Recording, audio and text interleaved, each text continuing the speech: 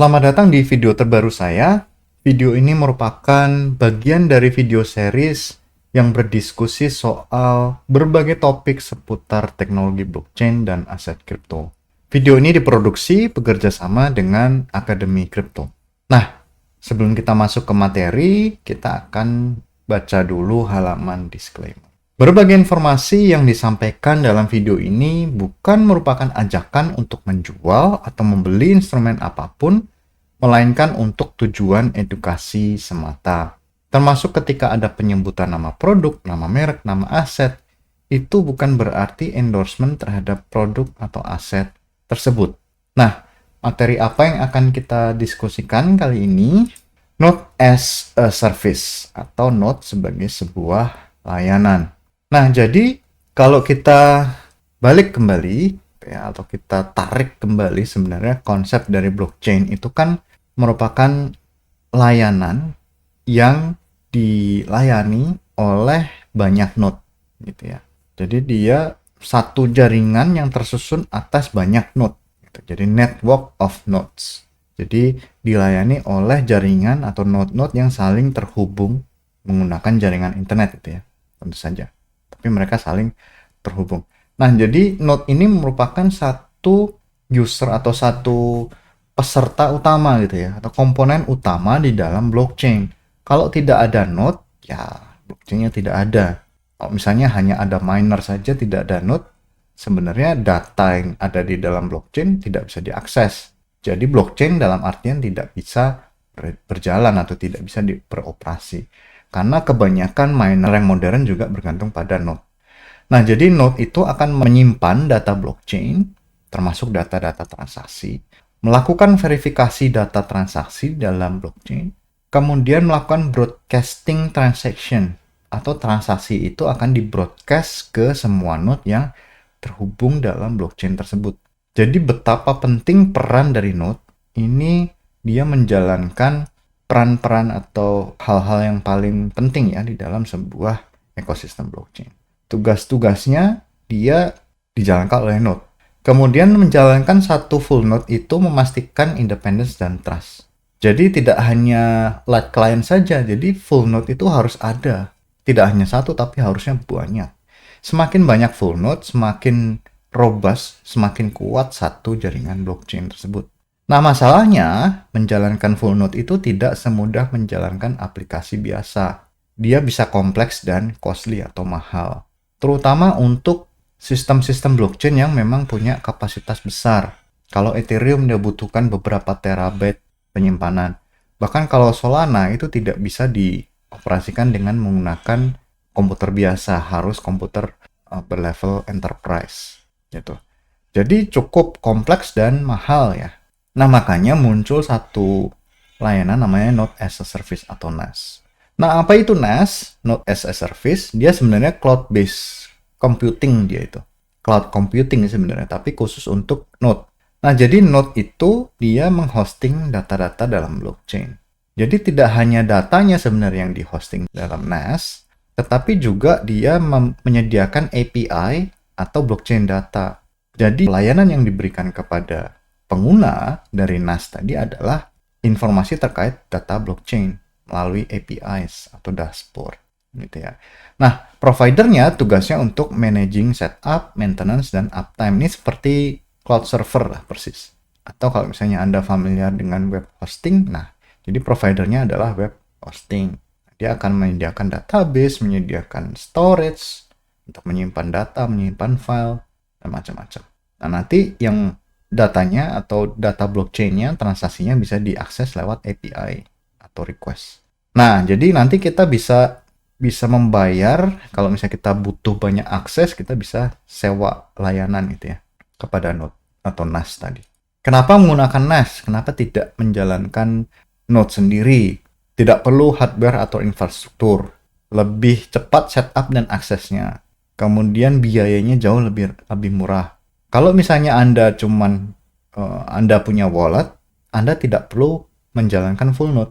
Jadi wallet Anda itu nanti akan terhubung pada satu NAS menggunakan API, kemudian Anda bisa langsung bertransaksi.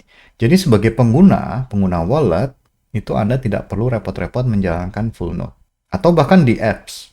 Kalau Anda membangun di apps, Anda tidak perlu juga membuat full node. Anda tinggal mendeploy di mainnet, kemudian Anda kalau mau analytics itu bisa menggunakan NAS berbasis API macam-macam. Kemudian kalau bots juga serupa.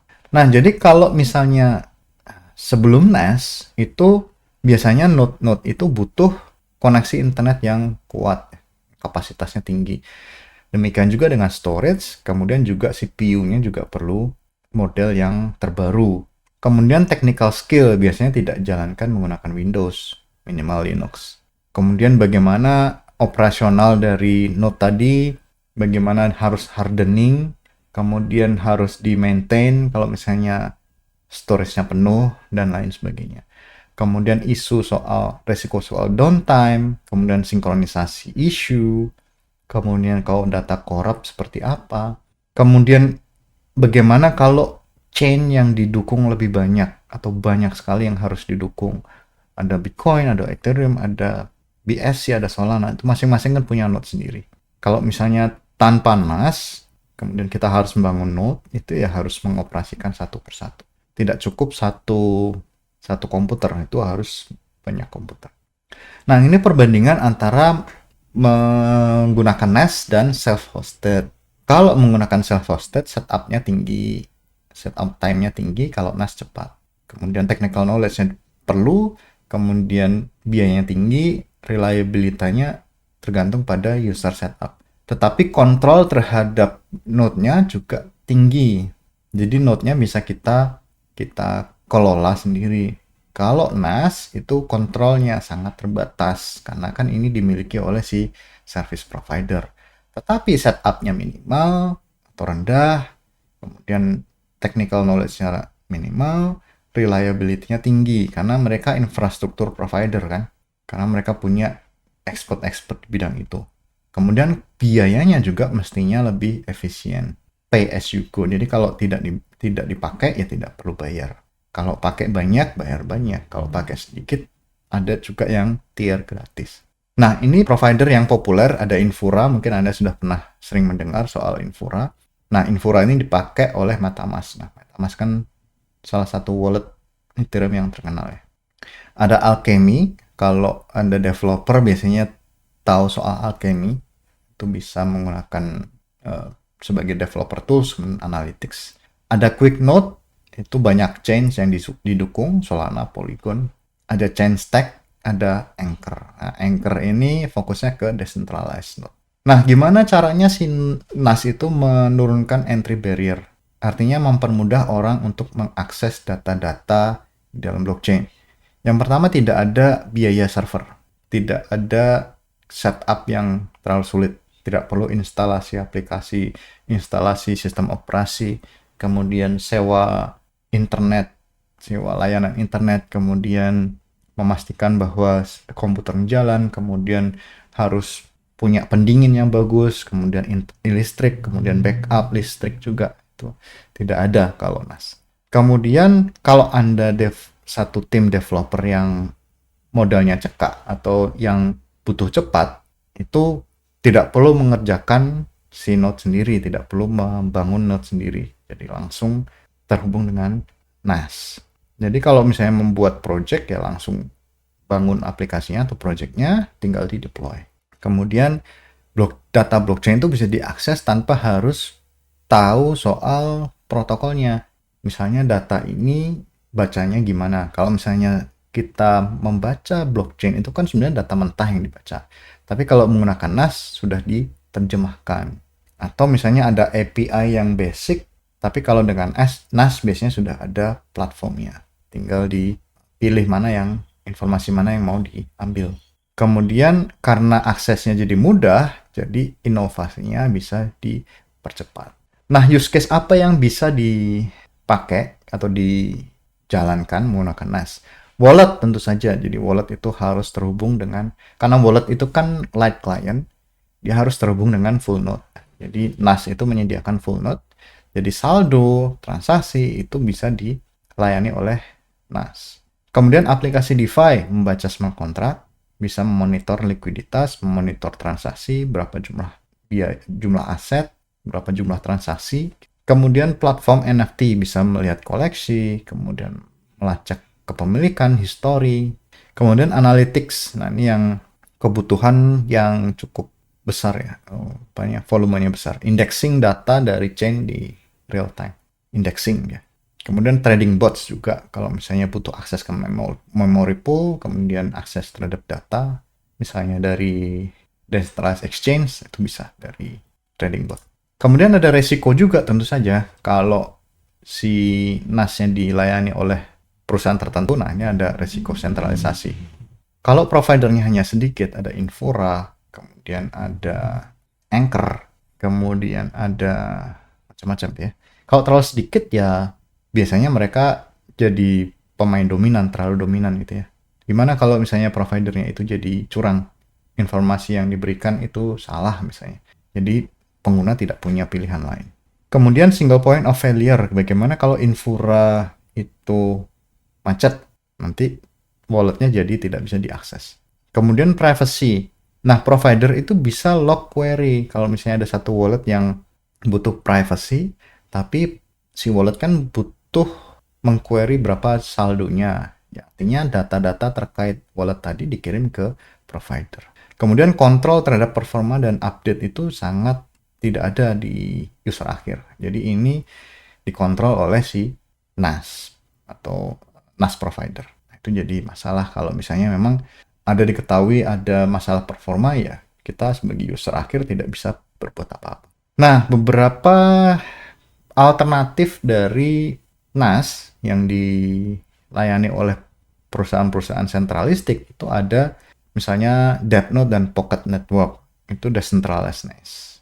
Kemudian berbasis komunitas, ya ada node-node open atau node free node, itu dijalankan oleh komunitas. Itu gratis, tetapi ada limitnya biasanya.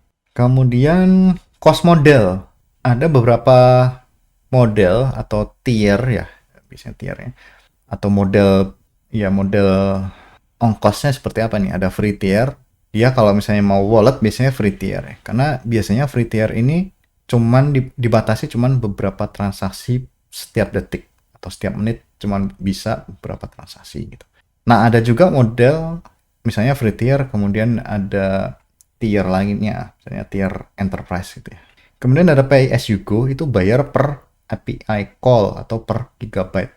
Ini biasanya kalau misalnya kita mau buat indexer atau intelligent, itu bisa pakai pay as you go. Atau monthly subscription, kalau misalnya terlalu mahal pay as you go, biasanya kita juga bayar pakai monthly subscription. Masalahnya kalau monthly subscription, itu kalau menggunakannya banyak, stabil, itu lebih murah.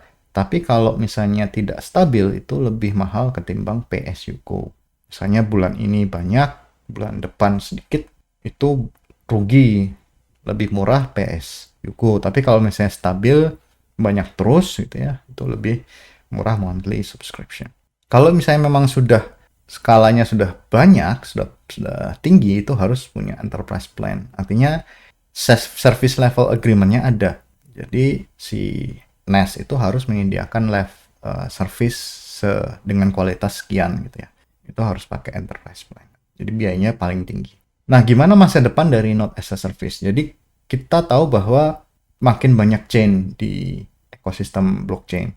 Kemudian banyak juga layer 2. Jadi masing-masing itu butuh node. Artinya, kalau Node as a Service pasti makin dibutuhkan di masa depan. Kemudian butuh juga ada solusi soal privacy. Bagaimana caranya mengatasi si providernya mengintip data dari user. Kemudian mungkin ada ditempel soal AI untuk indexing atau untuk menganalisis informasi tertentu di dalam blockchain. Kemudian Node as a Service atau NAS itu pasti akan makin mempermudah bisnis terkait dengan blockchain ya, dan user untuk membangun on-chain apps. Jadi Node as a Service sekarang jadi komponen yang mutlak ada buat ekosistem blockchain modern. Nah, summary, kita sudah banyak diskusikan soal NAS, bagaimana NAS itu berperan penting dalam mengakses blockchain, informasi terkait dengan blockchain secara mudah dan affordable, artinya murah. Kemudian dia mempermudah builder, researcher, dan user biasa termasuk saya dan Anda mungkin untuk mengoperasikan wallet. Kemudian ada potensi masalah soal desentralisasi karena ada single point of failure di mana NAS itu biasanya dijalankan oleh perusahaan-perusahaan besar, gitu ya. Kemudian soal privacy, bagaimana informasi itu dikirim ke server NAS, kemudian bisa diintip oleh si provider. Tentu saja si NAS ini akan jadi key enabler dari perkembangan dari Web3 dan juga inovasi blockchain. Nah, sampai di sini pembahasan kita. Sampai jumpa di video berikutnya. Terima kasih.